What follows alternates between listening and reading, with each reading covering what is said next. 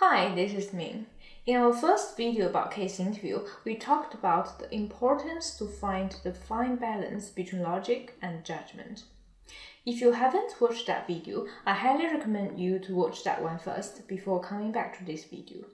In that video, we reviewed the biggest secret of case interviews. Candidates who master the balance between logic and judgment and know where to switch get offers. So how do you master that balance? If you remember from the previous video, there are two factors that determine where to draw the balance. One of them is the situation of the case.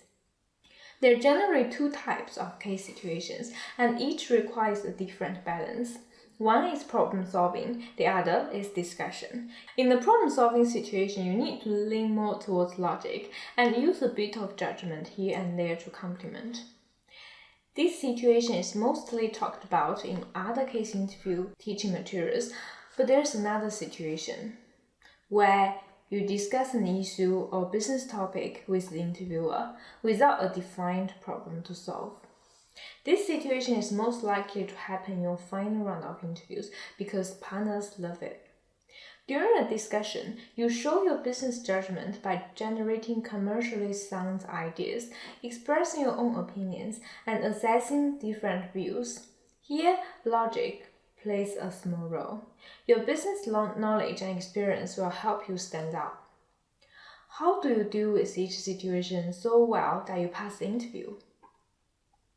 In the problem-solving situation, following logical steps will help you think and communicate clearly and effectively. When you are given a diagram with some data, you should first study the diagram and state what you observe to the interviewer. Then, you identify interesting observations or possibly a hypothesis and say them out loud to the interviewer. You also suggest what analysis you would like to do with the data with clear reasoning. When doing your analysis and calculations, you first explain to the interviewer your intended calculation steps. Then, you perform calculations on paper and walk the interviewer through the process. After the calculation, you should always sense-check results using triangulation or common sense. Finally, you state the implication of the results. When generating ideas, you should first create 2 to 4 categories use a basic structure, then generate as many ideas as you can think of within each category. If possible, briefly discuss potential pros and cons of each idea, which will show the interviewer your critical thinking and business judgment.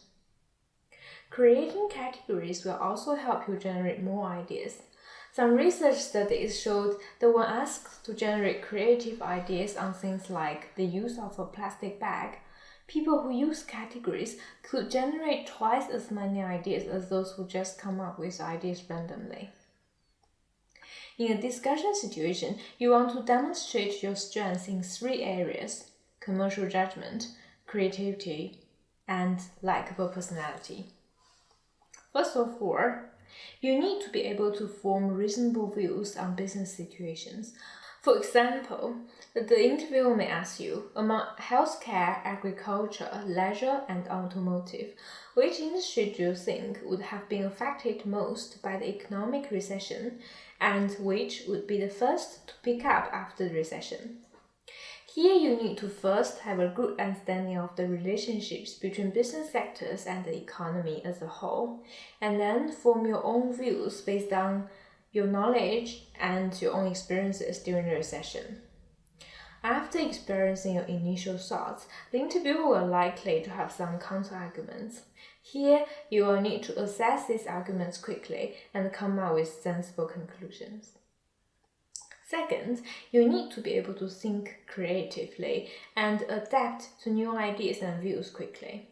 In real life, business situations tend to be complex, ambiguous, and ever-changing.